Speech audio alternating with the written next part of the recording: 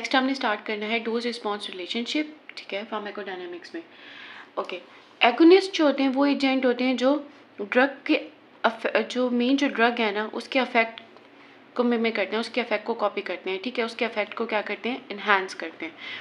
अब हमारे पास जो है सिंपैथेटिक नर्वस सिस्टम में हमने देखा था न्यूरोट्रांसमीटर रिलीज होता है एपिनेफ्रीन, ठीक है, उसका जो एगोनिस्ट है ना सिंथेटिक एजेंट आइसोप्रोटेरिनोल ड्रग है, ठीक है, इट एक्ट एज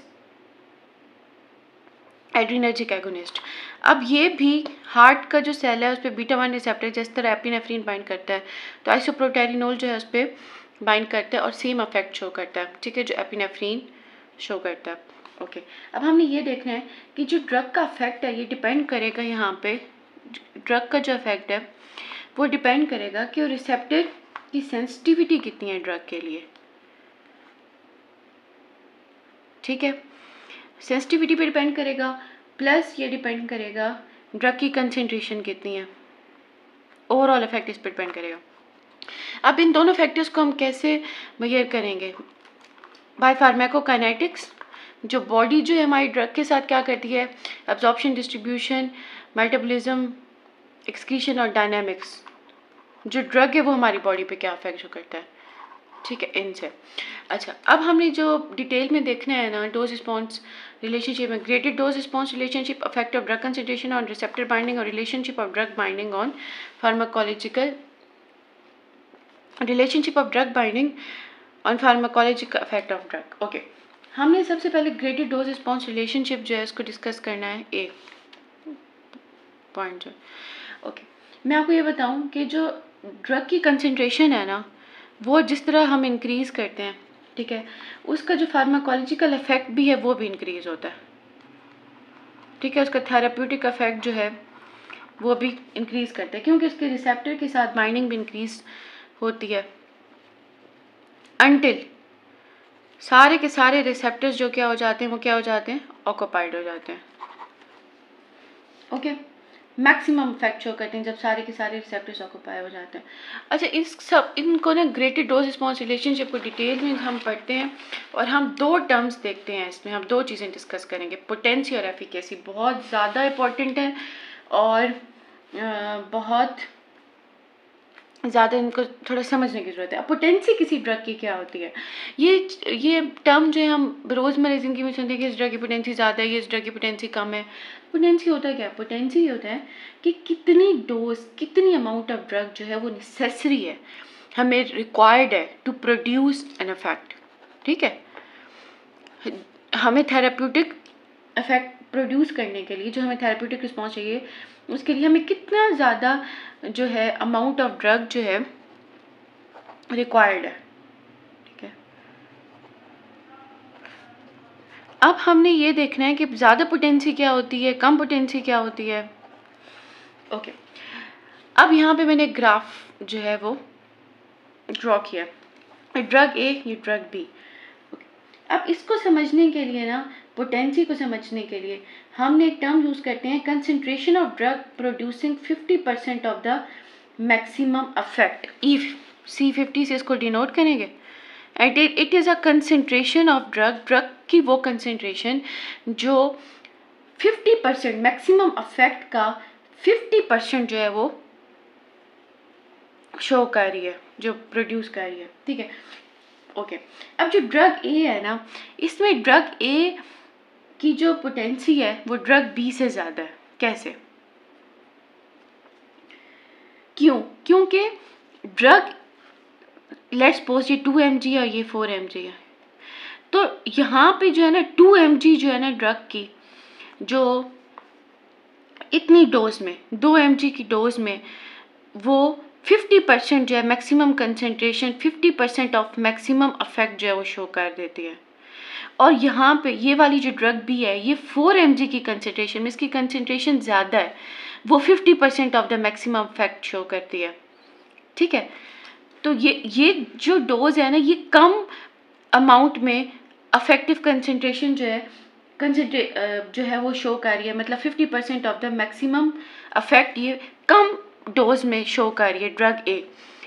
जल्दी शो कर रही है 2 mg में, और वही अफेक्ट जो है ना 50% ऑफ मैक्सिमम इफेक्ट वो ड्रग बी 4 mg में जाके शो करेगी। तो जो 2 mg है ना ये ड्रग ए, इसकी पोटेंसी जो है वो ज़्यादा है। ठीक है, अब मैं इसके एग्जांपल देती हूँ। हमने एंजियोटेंसिन रिसेप्टर ब्लॉकर्स पढ़े हैं ना, उसमें हमने देखे हैं आर्ब्स में हमारे पास ना 2 ड्रग्स थी, एक ही फैमिली की 2 ड्रग्स, कैंडीसार्टिन और एबीसार्टिन।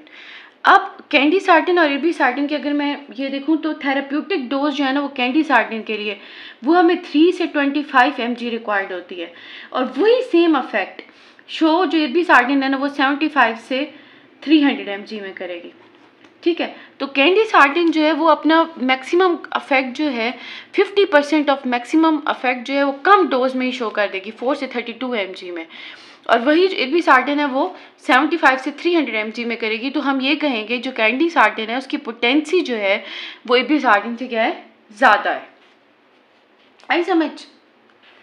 ओके, नेक्स्ट जो हमने एक बहुत इंपॉर्टेंट टर्म देखनी है ना वो है एफिकेसी। अब ड्रग की एफिकेसी जो है वो क्या होती है? एफिकेसी, अब जिस तरह हमने पोटेंसी में देखा है कि कितना अमाउंट ड्रग का रिक्वायर्ड है एक थेरेप्यूटिक रिस्पॉन्स शो करने के लिए, तो एफिकेसी जो होता है ना वो हम रिस्पॉन्स को मेजर करते हैं, ये मैग्नीट्यूड ऑफ रिस्पॉन्स है। हम ये देखते हैं कि कितना रिस्पॉन्स जो है वो प्रोड्यूस हुआ है। Magnitude of response a drug causes when a drug interacts with a receptor. जब ड्रग रिसेप्टर के साथ बाइंड करती है और अपना इफेक्ट शो करती है तब हम मेजर करते हैं कि कितना रिस्पॉन्स, मैग्नीट्यूड ऑफ रिस्पॉन्स या मैक्सिमम रिस्पॉन्स ड्रग ने शो किया। अब एफिकेसी जो है ना वो 2 चीज़ों पे डिपेंड कर रही होती है। ठीक है, एफिकेसी डिपेंड कर रही होती है कि कितनी ज़्यादा ड्रग रिसेप्टर से बाइंड हुई है, मतलब कितने ड्रग रिसेप्टर कॉम्प्लेक्सेस बने। ठीक है, प्लस वो डिपेंड कर रही होती है कि ड्रग की एबिलिटी एक्टिवेट करने की रिसेप्टर को, कितनी ड्रग रिसेप्टर्स के साथ बाइंड हुई है और ड्रग की एबिलिटी एक्टिवेट करने की रिसेप्टर को। Right, okay. अब मैक्सिमम एफिकेसी क्या होती है ड्रग की? हम क्या कहेंगे कि ये इसकी मैक्सिमम एफिकेसी है जब ड्रग जो है वो रिसेप्टर के सारे जो रिसेप्टर्स हैं उनको क्या करती है, ऑक्यूपाई कर लेती है, और कोई रिसेप्टर नहीं बचता जिससे जो ड्रग है वो जिसको वो ऑक्यूपाई नहीं करती। मतलब हम एक आइडियल सिचुएशन में अगर देखें तो वो जो है ना वो मैक्सिमम एफिकेसी होती है। ठीक है, मतलब ड्रग सारे रिसेप्टर्स ऑक्यूपाई कर लेती है और मैक्सिमम रिस्पॉन्स अपना शो कर देती है। उसके ऊपर अगर हम ड्रग जो है ना उसको बढ़ाते भी जाए ना तो वो कोई रिसेप्टर अवेलेबल ही नहीं होता बाइंड करने के लिए। ठीक है, और मैक्सिमम हम ड्रग की कंसंट्रेशन मजीद ही बढ़ाएं तो कोई और इफेक्ट शो नहीं करती, मैक्सिमम इफेक्ट शो नहीं करती। ठीक है, वो उसकी मैक्सिमम एफिकेसी होती है। अब एफिकेसी जो है ना ये क्लिनिकली ज़्यादा इंपॉर्टेंट है एज़ कम्पेयर टू पोटेंसी, ये चीज़ याद रखनी है। ठीक है, तो जो ड्रग जिसकी एफिकेसी जो होती है ज़्यादा होती है ना वो थेराप्यूटिकली ज़्यादा बेनिफिशियल है। अगर हमारे पास 2 ड्रग्स हैं, ठीक है, और ये उसमें से एक ड्रग है उसकी एफिकेसी ज़्यादा है तो वो ज़्यादा बेनिफिशियल है। ठीक है, वो उसका जो वो ज़्यादा बेनिफिट शो करेगी। अब हमारे पास ना ये एक ग्राफ है, ये ड्रग ए है, ये बी है, ये सी है। ओके, ड्रग ए जो है ये 2 mg डोज और ये 4 mg, जिस तरह ये हमने पीछे पोटेंसी का जो देखा है ग्राफ। अब 50% मैक्सिमम अफेक्ट शो करने के लिए ना 50% अफेक्टिव ड्रग शो कर, अफेक्टिव कंसनट्रेशन की 2 mg में ये ड्रग ने अपना 50% जो है मैक्सिमम रिस्पॉन्स शो कर दिया और बी ने 4 mg में कर दिया। तो हम ये कहेंगे जो ड्रग बी है ना इसकी पोटेंसी, जो ड्रग ए है वो ड्रग बी से ज़्यादा पोटेंट है। क्यों? क्योंकि ये कम डोज में ही 50% ऑफ मैक्सिमम रिस्पॉन्स जो है वो शो कर रही है और ये ज़्यादा डोज में वो कर रही है, तो इसकी पोटेंसी क्या हो गई, ज़्यादा हो गई। और सेम जो ड्रग सी है वो तो इससे बी और बी से भी क्या है, कम पोटेंट है। तो ए और बी इससे सी से ज़्यादा इनकी पोटेंसी है, क्योंकि ये 50% जो है अपना अफेक्टिव कंसंट्रेशन शो करने के लिए इसको तो और ज़्यादा डोज जो है वो रिक्वायर्ड है। अब हम देखते हैं एफिकेसी। ठीक है। एफिकेसी में अगर हम देखें ना तो ये इन दोनों की एफिकेसी बिल्कुल एक जैसी है। क्यों? क्योंकि इनका मैग्नीट्यूड ऑफ रिस्पॉन्स जो है वो सेम है, इनका मैक्सिमम रिस्पॉन्स जो है वो क्या है, सेम है। और जो ड्रग सी है ना, इसकी एफिकेसी कम है। ठीक है, इसका जो मैग्नीट्यूड ऑफ रिस्पॉन्स है इन दोनों से कम है। ओके, नेक्स्ट जो है वो हम देखते हैं effect of drug concentration on receptor binding.